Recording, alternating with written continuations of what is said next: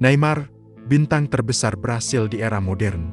Dan mungkin, yang terakhir, sejak usia muda, Neymar sudah memikul beban yang tidak ringan. Ia disebut sebagai penerus dua nama terbesar dalam sejarah sepak bola, Lionel Messi dan Cristiano Ronaldo.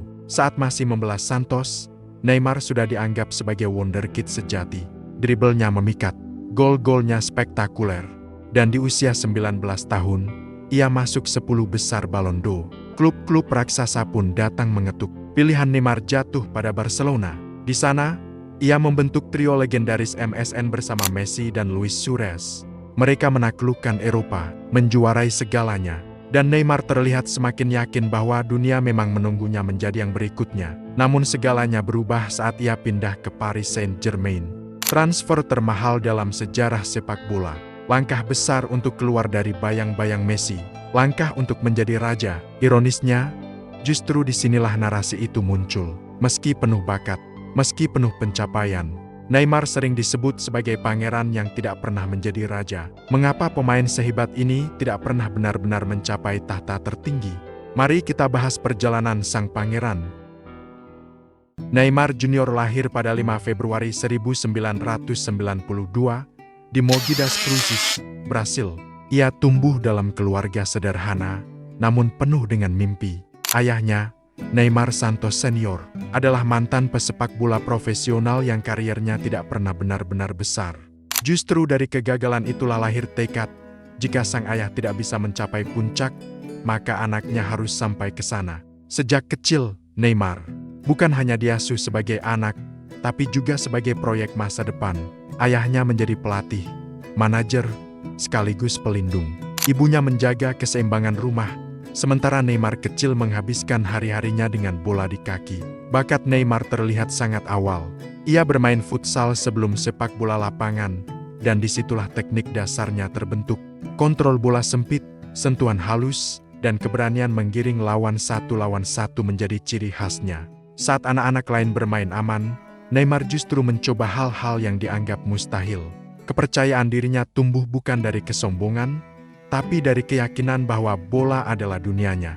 Keluarganya pun mengambil risiko besar, pindah kota, hidup pas-pasan, demi memberi Neymar satu hal, kesempatan. Kesempatan itu datang ketika ia bergabung dengan Akademi Santos, klub legendaris yang pernah melahirkan Pelé. Tekanan tentu besar, tapi Neymar muda tidak gentar. Ia berkembang pesat, jauh lebih cepat dari pemain seusianya. Di usia remaja, namanya sudah dibicarakan media Brasil. Bukan karena sensasi, tapi karena kualitas. Driblenya menghibur, gol-golnya spektakuler. Dan yang paling menonjol, ia bermain dengan senyum. Seolah sepak bola adalah permainan, bukan beban. Debut profesional Neymar bersama Santos langsung mengubah segalanya.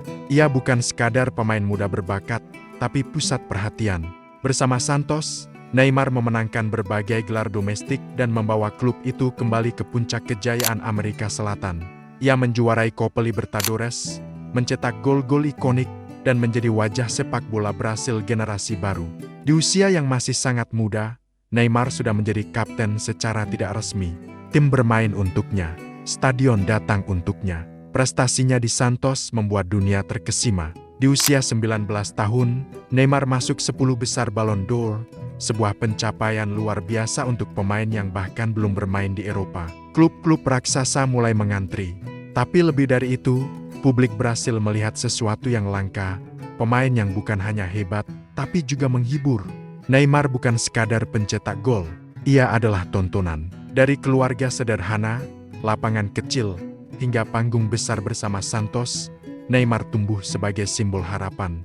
Ia belum menjadi raja, tapi di Brasil, satu hal sudah jelas, sang pangeran telah lahir.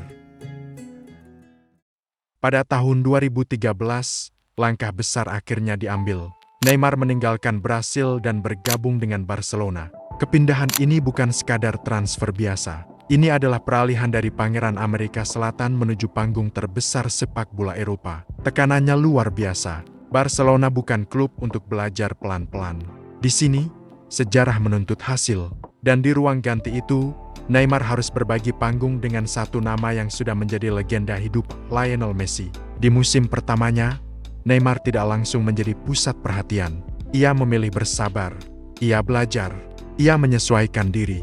Bermain bersama Messi menuntut kecerdasan, bukan ego, dan disitulah Neymar menunjukkan kedewasaannya. Ia tidak memaksa menjadi yang utama, ia melengkapi. Pergerakannya membuka ruang, driblenya memecah pertahanan. Gol-gol penting mulai datang, terutama di laga besar. Publik Camp Nou perlahan menyadari, Neymar bukan sekadar bintang tambahan. Ia adalah bagian penting dari sistem. Segalanya mencapai puncaknya saat Barcelona membentuk trio paling mematikan dalam sejarah sepak bola modern, Messi, Suarez, dan Neymar. Trio yang kemudian dikenal sebagai MSN. Bersama Luis Suarez, ketiganya menciptakan kombinasi yang nyaris sempurna. Messi dengan visi dan keajaiban, Suarez dengan insting pembunuh, dan Neymar dengan kreativitas serta keberanian. Mereka tidak hanya mencetak gol, mereka menghancurkan pertahanan lawan dengan cara yang indah. Musim 2014-2015 menjadi bukti nyata kehebatan era MSN. Barcelona menjuarai Liga Champions, La Liga, dan Copa del Rey, treble yang terasa istimewa. Neymar tampil luar biasa, mencetak gol-gol krusial di fase gugur Liga Champions, termasuk di semifinal dan final. Di momen-momen terbesar, ia tidak bersembunyi, ia justru tampil. Dunia mulai melihat Neymar bukan lagi sebagai wonderkid Santos, tetapi sebagai superstar global. Namun di balik kesuksesan itu, ada satu bayangan yang terus mengikuti Neymar. Selama Messi berada di Barcelona, Neymar selalu berada satu langkah di belakang dalam hierarki. Ia bersinar, tapi tidak pernah benar-benar menjadi pusat.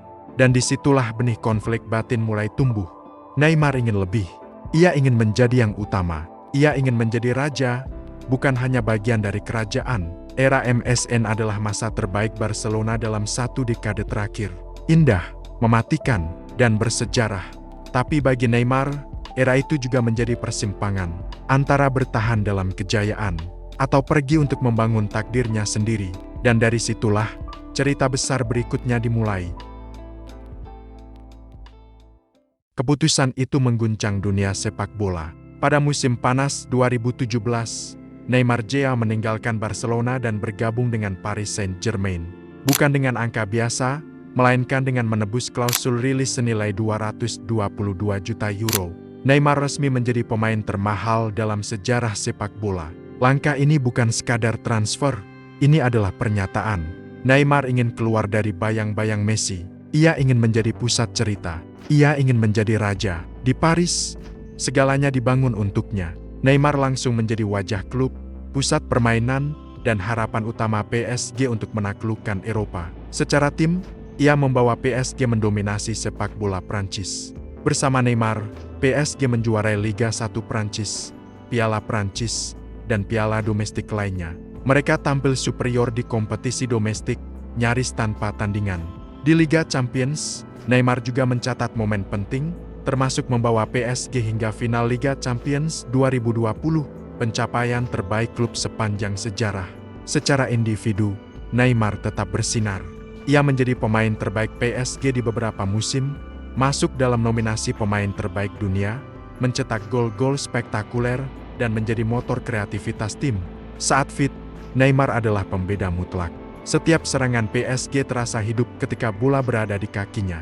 Ia bukan hanya pencetak gol, tapi pencipta peluang, pemecah kebuntuan, dan pemain yang menentukan arah permainan. Namun justru di puncak inilah masalah mulai muncul. Cedera datang di momen-momen krusial, pergelangan kaki, metatarsial otot. Setiap musim, selalu ada fase di mana PSG harus menunggu Neymar pulih. Kritik pun mulai berdatangan. Di luar lapangan, gaya hidupnya terus disorot. Pesta, perjalanan, dan sorotan media sosial menjadi bagian dari narasi yang tak terpisahkan. Bagi sebagian orang, itu bagian dari kepribadiannya. Bagi yang lain, itu dianggap penghalang untuk mencapai status tertinggi. Maka lahirlah paradoks itu. Di PSG, Neymar sukses. Ia juara, ia bintang, ia penentu. Tapi di mata dunia, kesuksesan itu terasa belum lengkap. Karena mahkota yang ia kejar sejak meninggalkan Barcelona, tak pernah benar-benar ia raih. Dan dari sinilah, kisah Neymar perlahan bergerak menuju bab terakhirnya. Keputusan berikutnya terasa seperti akhir dari sebuah era. Pada tahun 2023, Neymar meninggalkan Eropa dan menerima tawaran dari Arab Saudi. Ia bergabung dengan Al Hilal dalam transfer yang sekali lagi menghebohkan dunia.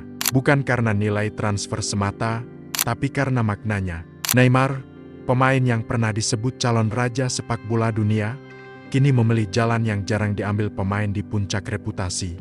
Di Arab Saudi, ia menerima gaji yang dilaporkan mencapai lebih dari 100 juta euro per tahun, menjadikannya salah satu atlet dengan bayaran tertinggi sepanjang sejarah olahraga. Namun kenyataan di lapangan tidak seindah angka di kontrak. Neymar datang dengan ekspektasi besar, tapi tubuhnya tidak lagi bersahabat. Cedera kembali menghantui, menit bermain terbatas, penampilan yang dinanti tak kunjung datang. Ia lebih sering absen daripada tampil. Proyek besar itu pun perlahan kehilangan gaungnya. Di usia yang seharusnya masih bisa memberi banyak, Neymar justru kembali berjuang melawan rasa sakit dan kekecewaan. Banyak yang mulai menyebut periode ini sebagai kegagalan paling sunyi dalam karirnya. Dan dari titik terendah itulah, cerita berbelok ke arah yang paling emosional. Neymar akhirnya pulang. Ia kembali ke Santos, klub yang membesarkannya, tempat semuanya dimulai. Bukan sebagai superstar dunia yang dikejar trofi, tapi sebagai anak yang kembali ke rumah. Tidak lagi mengejar status raja, hanya ingin bermain, menikmati sepak bola, dan mengakhiri perjalanan dengan damai. Di Santos, Neymar tidak perlu membuktikan apapun. Ia sudah menjadi bagian dari sejarah. Inilah akhir dari perjalanan panjang sang pangeran. Bukan dengan mahkota, tapi dengan pulang ke asalnya.